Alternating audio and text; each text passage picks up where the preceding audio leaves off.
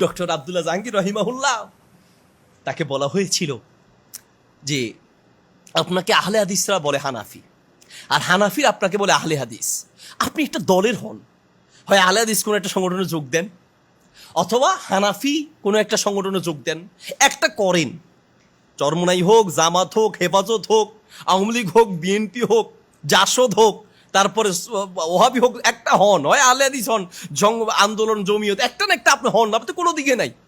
আল্লাহু আকবার, আল্লাহ তার প্রতি রহম করুন, আল্লাহ তাকে ক্ষমা করুন। তিনি বলেছিলেন যে সবাই তো কোনো না কোনো একটা দলের হয়ে সেই দিকে খেয়ে না খেয়ে ডাকছে, তো আমি না হয় কারো হলাম না, আমি কেউ তো কারো না কারো পক্ষে আছে, আমি আর কারো পক্ষের হলাম না, আমি আল্লাহর পক্ষে থেকে গেলাম। সুবহানাল্লাহ।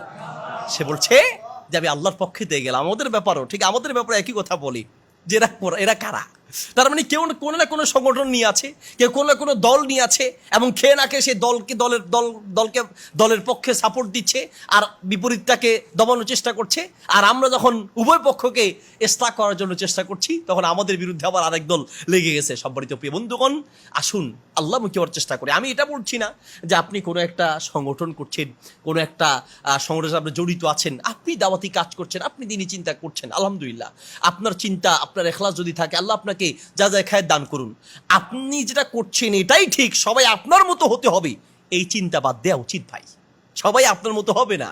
যদি আপনি দেখেন যে তার এই কাজ কর্মের পক্ষে দলিল আছে কিনা, সে কথা আমার মতো বলে কিনা। অনেকে আমাদেরকে বলে যে অমুক শাইখের মতো বলতে পারেন না, অমুক হুজুরের মতো বলতে পারেন না। আরে ভাই, আমি কি অমুক হুজুর, আমি কি অমুক শাইখ? কাজে আরেকজনের মতো, আপনার পছন্দের শাইখের মতো আমাকে বলতে হবে, এরকম আচরণ না করাই ভালো। প্রিয় বন্ধুগণ, সর্বশেষ কথা হলো, আসুন ঐক্য হবে তাওহীদের ভিত্তিতে, আর সেই ঐক্যের জন্য আমাদের ভিতরে ইখলাস লাগবে, আর উম্মার প্রতি দরদ লাগবে। আমি কথাটা একটু সময় দিয়ে বলতেছি এই জন্য, যেহেতু এটা পুরো জাতির জন্য এখন খুব, পুরো জাতিরই প্রশ্ন যে আলেমরা শতদা বিভক্ত, আমরা কোথায় যাব? আমরা কোথায় যাব? সাধারণ মানুষ যারা, আপনাদেরকে বলছি, আপনারা কোনো পক্ষের যাওয়ার দরকার নেই, আপনি আল্লাহর পক্ষে থাকেন। আপনারা দেখেন কোন আলেমের কথায় কোরআন সুন্নাহর দলিল আছে, আপনি তার কথা গ্রহণ করেন।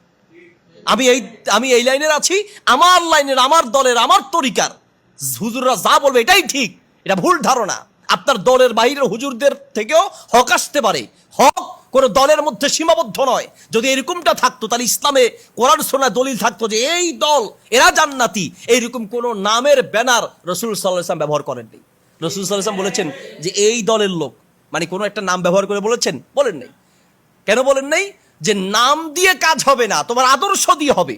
নবী সাল্লাল্লাহু আলাইহি ওয়াসাল্লামের কাছে সাহাবীরা, নবী সাল্লাল্লাহু আলাইহি ওয়াসাল্লাম বললেন সাহাবীদেরকে যে, হাদিসটা আপনারা সবাই জানেন, তাফতারিকু উম্মতি আলা সালাসি ওয়া সাবিনা মিল্লাহ, আমার উম্মত ৭৩ দলে বিভক্ত হবে, কুল্লুহুম ফিন্নার, সবাই জাহান্নামে যাবে, ইল্লা বিল্লাতু ওয়াহিদা, শুধু একটা দল জান্নাতে যাবে।